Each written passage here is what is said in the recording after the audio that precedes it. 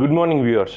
హైదరాబాద్లో కురుస్తున్నటువంటి భారీ వర్షాలతో సిటీ అంతా అతలాకుతలం అవుతుంది. దాదాపుగా తెల్లవారుజామున 3 గంటల నుంచి వర్షం ప్రారంభమయ్యి అనేక లోతట్టు ప్రాంతాలు జలమయం అవుతున్నాయి.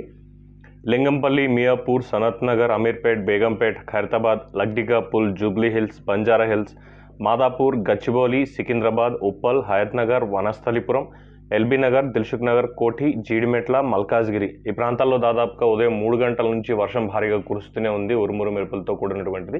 ఇప్పటికీ మేఘావృతమై ఉంది వాతావరణం అంతా కూడా.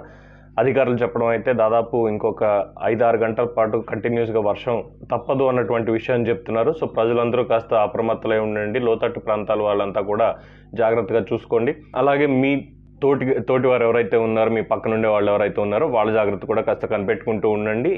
ఒకరికొకరు సహాయం చేసుకోండి. అలాగే ముఖ్యంగా ఈ కరోనా ప్రబలుతున్నటువంటి సమయంలో ప్రత్యేకమైన జాగ్రత్తలు తీసుకుంటూ ఎవరికి వాళ్ళ భద్రత వాళ్ళు చూసుకోండి.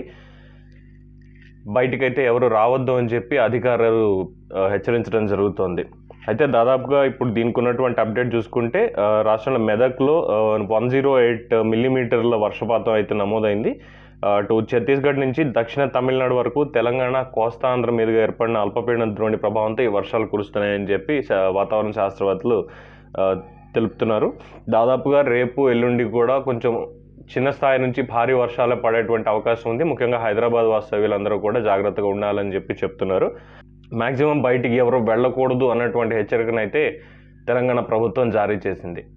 సో ఈ అప్డేట్స్ అన్ని దగ్గర పెట్టుకోండి. దయచేసి ఎవరు బయటికి వెళ్ళొద్దు, ఆరోగ్యానికి అంతరాయం ఏర్పరచుకోవద్దు.